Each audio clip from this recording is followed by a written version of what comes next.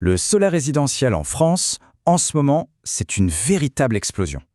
Mais vous allez voir, derrière des chiffres de croissance incroyables se cache une réalité beaucoup plus complexe pour les professionnels.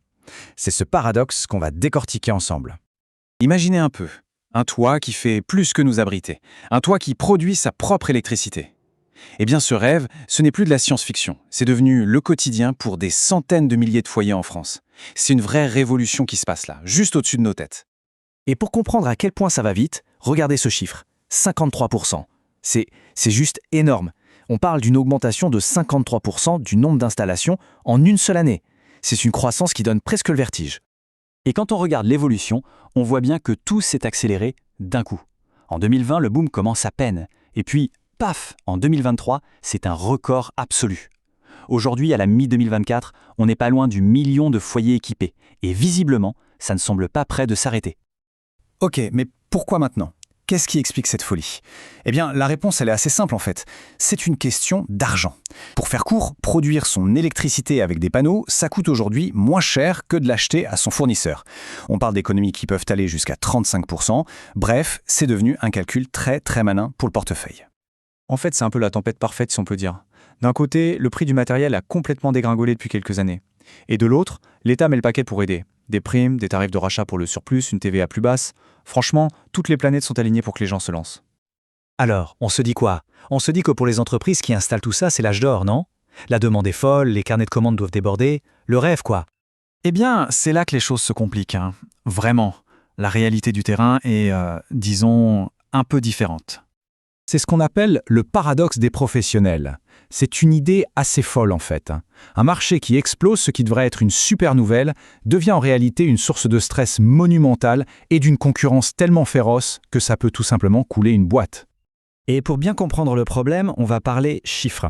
Entre 25 et 90 €. C'est ce que ça coûte à une entreprise juste pour obtenir un contact. Pas un client, juste un nom et un numéro de téléphone. Chaque prospect devient donc un pari financier avant même d'avoir décroché le téléphone. Mais la vraie question, c'est est-ce que ça vaut le coup ?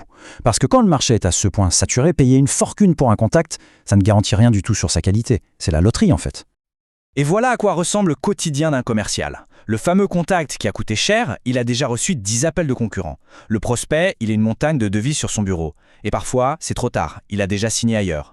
Du coup, juste pour décrocher un rendez-vous, ça devient une mission impossible. C'est là qu'on perd un temps fou et beaucoup d'argent.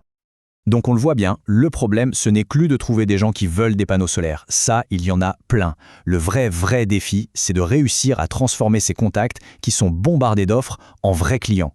C'est une guerre qui se joue sur l'efficacité, pas sur la demande. Alors comment on fait pour s'en sortir dans ce chaos ? C'est là qu'intervient la technologie. On parle des logiciels CRM. Pensez-y comme un allié stratégique. Un outil spécialement pensé pour les pros du secteur qui va les aider à mettre de l'ordre dans tout ce bazar. Et concrètement, ça change quoi ? Eh bien, un bon outil va faire plusieurs choses.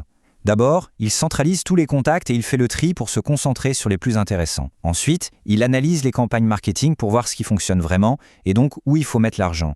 Et surtout, il s'assure qu'aucun prospect ne passe entre les mailles du filet et il aide même à organiser les plannings. C'est un vrai chef d'orchestre. Et les résultats, ils sont là. Et ils sont clairs. On perd moins de prospects en route, les équipes gagnent un temps précieux et logiquement, le taux de conversion y grimpe. En gros, on arrête de naviguer à vue et on met en place un système où chaque action, chaque euro dépensé est optimisé. Et cette phrase-là, elle résume parfaitement la situation. Ce qui fait la différence aujourd'hui, ce n'est plus seulement d'avoir le meilleur produit. Non. La différence entre une boîte qui cartonne et une qui galère, c'est sa capacité à bien gérer ses contacts et à suivre ses clients. C'est aussi simple et aussi compliqué que ça. Et c'est peut-être ça la grande leçon à retenir. Quand on est en pleine ruée vers l'or, tout le monde a une pelle. Avoir une pelle, ça ne suffit plus. Ce qui fait le succès, c'est d'être mieux organisé, d'être plus malin, plus rapide, bref, plus efficace que le voisin. Et ça nous pousse à nous poser une question qui va bien au-delà du solaire. Dans n'importe quel marché hyper concurrentiel, quand tout le monde se bat pour la même chose, est-ce que la technologie, la maîtrise de ces outils n'est pas devenue le véritable avantage qui permet de durer ? C'est une bonne question à méditer.